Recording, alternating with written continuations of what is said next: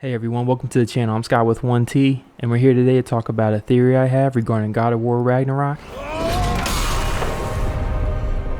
We will make our own destiny. There's been a bunch of theories going on that are out there, and this is something that I haven't come across or read about. So I'm very interested in putting it out there before the game releases so that I can be one of the first ones to say, hey, I was on point, I guessed it right. Or it's going to backfire, who knows. But stay tuned to hear my theory about what I think is going to happen to Faye.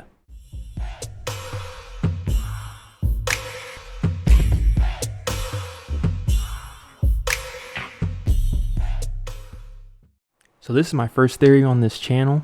I'm super excited to do this. And mostly I just do Let's Play content, so this is my first time going into the realm of theories. Hopefully a lot of people can gravitate towards why I feel like this theory is legit. If not, leave me a comment down below just saying like, hey, you're crazy, this theory's out there, or you can piggyback off of my theory and we can go down this whole other rabbit hole of what we think the story may be. I just think it's fun to do that. I haven't seen anyone talk about this in any other videos. I'll talk about a couple of the theories that I have heard when I get to making my points, but as far as my theory regarding Faye being resurrected, I don't recall ever seeing that being discussed, right? I just haven't seen it. My reasoning for this is one day I got an email from PlayStation asking me to pre-order God of War Ragnarok, and when I clicked on the link it took me to the pre-order page. And as I'm scrolling down, I scroll past the synopsis of the game, and I was, the hype's building. There's 3 weeks left, so I read the synopsis, and as I'm reading it, I get to a line where it says, players will fight to protect their family. So that could be a reach, right? But I feel like their verbiage for family means and includes Faye, and I'll get into why I think that. So I looked into the synopsis for God of War 2018, and there's no mention of Faye. It just mentions Kratos and Atreus, and it just says father-son journey. There's no mention of family. And I just think it's interesting that this is just the second game. Why would you mention family when it's just the same people, right? Maybe they're trying to do the whole like Brock and Sindri are now your extended family, so like that's why they're saying family. I don't know. I feel like it could be the case, but I just feel like it's their subtle way of kind of just alluding to that there's going to be another family member that's brought up. I don't think it'll be Kratos' old family. The one that sticks out to me is going to be Faye. Now, my reasoning for why I feel like Resurrection is completely on the table is just the history of God of War and how every game Kratos dies and comes back to life. And it wasn't until God of War 2018 where he didn't die. He went to Helheim, which Helheim is the Norse version of hell, if you couldn't tell by the name Helheim. And he goes there, but he's not dead. He's still alive. He just goes to that realm. And I just feel like that was something that was missing in the 2018 game. No one actually died and came back to life, except Baldur. Baldur died, but technically you really didn't kill him. I can't feel any of this. That was what was missing. So Resurrection has been a staple in the series for a long time, and it wouldn't be far-fetched to think that we would find a way to bring our dead wife back to life.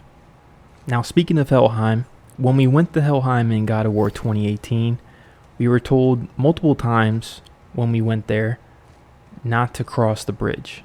Now, if you don't recall, Atreus got sick, and we took him to the Witch in the Woods, aka Freya, and she told us how we could heal him, but we needed to get her an ingredient, which that ingredient was the gatekeeper's heart, which the gatekeeper was like this troll that was basically the gatekeeper to the damned, I think it was, but it was basically this bridge that you crossed and you went through the gates into Helheim. Maybe you just went into Helheim, and the beginning part that we were in was just like the beginning entrance. I can't completely recall, but my point is, if Freya told us, like she said, hey, do not cross that bridge, right? Just don't do it. And then we get to Helheim, we actually see the bridge, and then Mimir is telling us, don't go in there, right? And as I was thinking about this theory, I just started like wondering, when does Kratos ever listen? Because like he never does. He just never listens to nobody. And I feel like they were just foreshadowing Kratos going across that bridge. And so I feel like that's something that's going to happen in the next game. And if that's going to happen in the next game, it would need to be, well, what's the reasoning behind doing that, right? What happened in the story that would make you have to cross that bridge? And that's what kind of started solidifying my point of why I feel like we're going to resurrect Faye. Now, as I mentioned before, I have 2 points to make on this theory. So my first point is Kratos, just like in all the other God of Wars, in some way, shape, or form, he dies. He's killed in some sort of way. My gut feeling would be Thor kills us. I don't know how that would work, because we kind of understand the beginning of the game. You're definitely going to come across Thor. It's going to be the depiction of what we saw as the real ending of God of War 2018. And I just don't think that Thor kills us that early on in the game. So maybe in the middle of the game, we fight Thor again, because this is a separate theory, but I feel like we're going to fight Thor 3 times, beginning, middle, and end. And Kratos dying, it fulfills the years and years long speculation of the mural of Atreus holding Kratos' dead body, right? Yes. That would fulfill that prophecy. And so I think Kratos dying by Thor sends him to Helheim. In Helheim, time goes by very slow, right? Because I know you're thinking like, oh, well, Atreus will be in danger. I don't know how slow it goes, but compared to Midgard, Helheim moves very slowly. That's why we were able to leave Atreus and be gone for so long, but it was really like as if, minutes went by. So I feel like we could go to Helheim, come back, and it would still be in the span of a few minutes. So because we die, we would go to Helheim. We would have to cross that bridge, because everyone that died goes across that bridge to go through the gate. If you're asking, oh, why wouldn't you go to Valhalla? I can't talk. Valhalla. There we go. Well, because I believe according to Mimir, only the Aesir gods like Thor and Odin and them can go to Valhalla if they die in a fight. If they don't die in a fight, then they don't go, right? But I think it's specific to Aesir gods. And since Kratos isn't one, he wouldn't go there. He would just go to Helheim, which is also why I feel like that's where Faye is.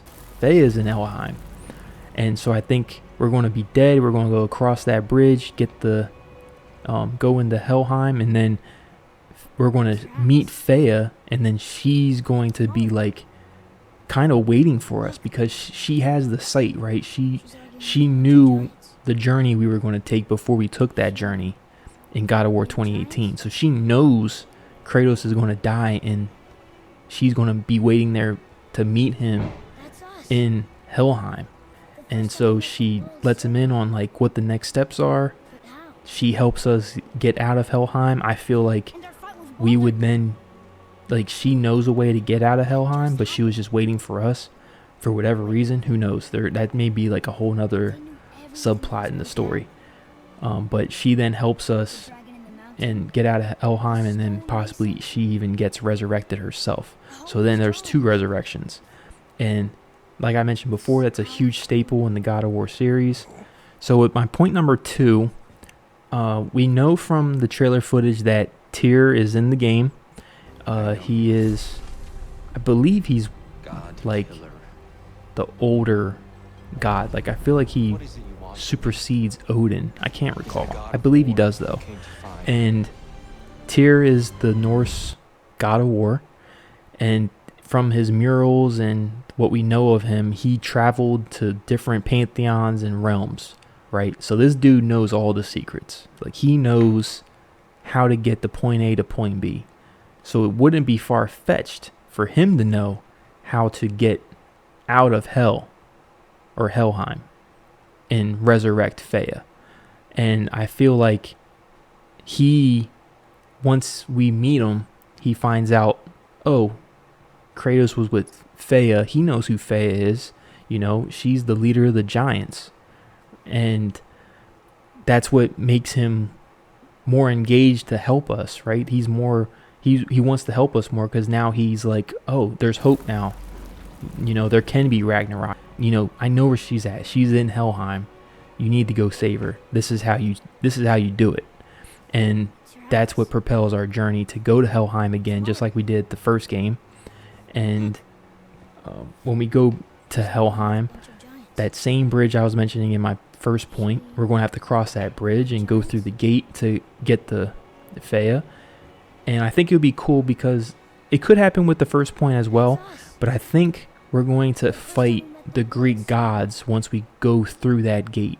Because if you recall, we saw Zeus when we were last in Helheim, right? And Mimir, I forget what he said exactly, but Helheim, it was designed to feed off of like your worst memories and like make you relive them.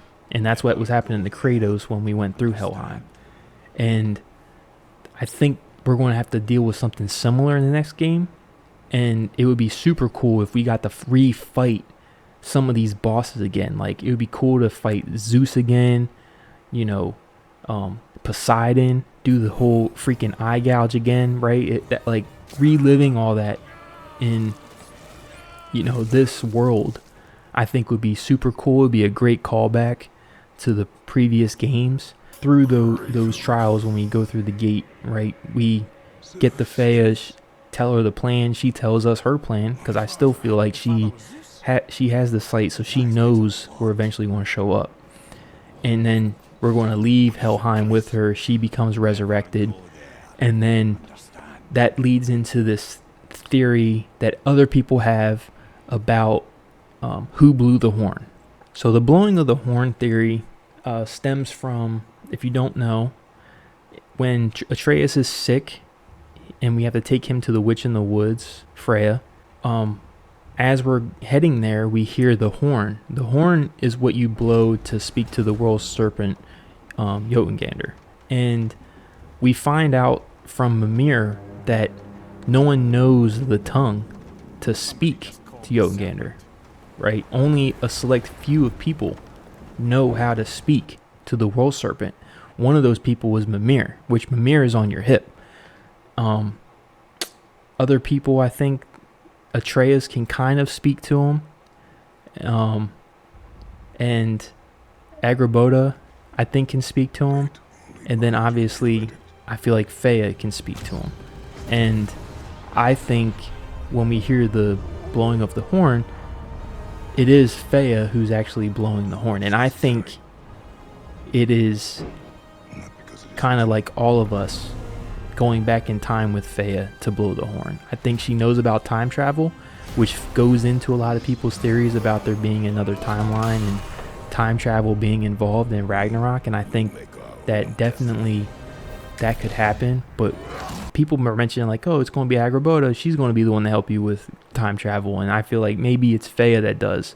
And she's the one that helps us because she has the sight, so she knows everything, right? And I think she needs to talk to the world serpent for some reason at that timeline, and I think it happens after we bring her back, she needs to go back in time to talk to him, and then we go back into the future, which sets the stage, or who knows? I'm not sure. I can't really think that far ahead about this whole theory, but I feel like that's a legit case for what could happen. So what do you think? Do you think I'm onto something with some of these predictions, or am I just completely out there? Let me know in the comment section below if you have any of your own theories, or if you agree with any of mine. We have about 3 more weeks to go until God of War Ragnarok, so I'm going to be trying to put out a couple more theory videos or just content videos related to God of War Ragnarok. I know Sony Santa Monica is releasing some videos just talking a little bit about the game, so I may do some reactions or just discussions based off those videos, so be sure to check those out when I release them. If you like this video, be sure to hit that like button. It'll help others find this video and that may be interested in this sort of content, and it'll just help the channel grow. Consider subscribing and hitting that notification bell so you know whenever I release new content. You can also follow me on Instagram and Twitter at ScottWith1T for all my other updates. And I'm thinking about doing some sort of giveaway of God of War Ragnarok on either the PS5 or PlayStation 4. But that will only happen once we hit 50 subscribers. And you have to leave a comment down below. Let me know that you're interested in the giveaway. And so with that, everyone, have a good rest of your day. And I'll catch you all next time. See ya.